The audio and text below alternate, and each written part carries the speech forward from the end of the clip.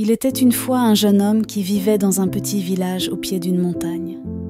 Ce jeune homme était connu dans tout le village pour sa paresse. Il passait ses journées allongé à l'ombre d'un arbre, faire la sieste et rêver, tandis que les autres villageois travaillaient dans les champs et les ateliers. Un jour, un vieux moine sage est venu au village et a appelé le jeune homme. « Mon fils, dit le moine, j'ai une tâche à accomplir pour toi. Je veux que tu grimpes au sommet de cette montagne et que tu puisses me rapporter une seule plume du plus haut sommet. Ceci est un défi, dit le moine. » Le jeune homme leva les yeux vers la montagne et se moqua. « C'est impossible, dit-il. Je suis bien trop paresseux pour grimper. » Le moine sourit et dit « Ah, mais tu vois, la plume que je cherche, elle n'est pas sur la montagne elle-même. C'est de l'autre côté de la montagne, une grotte accessible uniquement en grimpant vers le haut et en descendant de l'autre côté. » Le jeune homme était intrigué. Il n'avait jamais entendu parler de cette plume et la pensée d'une tâche aussi unique a éveillé sa curiosité. Et c'est ainsi qu'il décida d'accepter la requête du moine. La montée était longue et ardue et le jeune homme s'est vite retrouvé essoufflé et transpiré abondamment.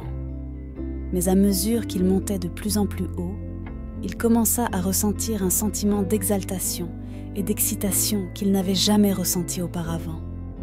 Lorsqu'il atteignit finalement le sommet, il était épuisé, mais ravi.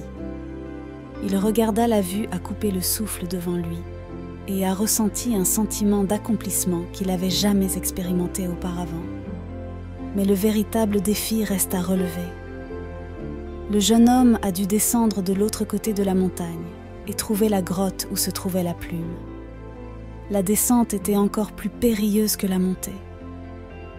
Et le jeune homme trébucha et tomba plusieurs fois. Mais il a persévéré, animé par la promesse de la plume qui lui attendait. Et quand il atteignit enfin la grotte, il vit la plume posée là, brillante dans la lumière qui brillait depuis l'entrée. Il ramassa la plume et s'émerveilla de sa beauté. Mais ensuite, il s'est rendu compte qu'il avait un problème. Comment allait-il remonter la montagne et revenir avec la plume pour la donner au moine? Pour un moment, le jeune homme envisagea d'abandonner. Mais ensuite, il se souvint du sentiment d'accomplissement et la fierté qu'il avait ressentie en atteignant le sommet. Il savait qu'il avait la force et la détermination de le refaire. Et ainsi, il remonta la montagne. Ses muscles lui faisaient mal et ses poumons étaient en feu. Mais il n'a pas abandonné.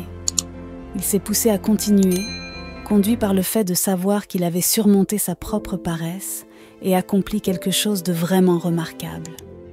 Lorsqu'il parvint enfin au moine et lui présenta la plume, le moine sourit et dit « Bravo mon fils, vous avez appris une leçon importante aujourd'hui. La paresse n'est pas quelque chose à accepter ou tolérer, c'est un défi à surmonter, un obstacle à surmonter. » Le jeune homme hocha la tête, comprenant la sagesse des paroles du moine. Il s'est rendu compte qu'il avait toujours été capable de grandes choses, mais que sa paresse l'avait retenu.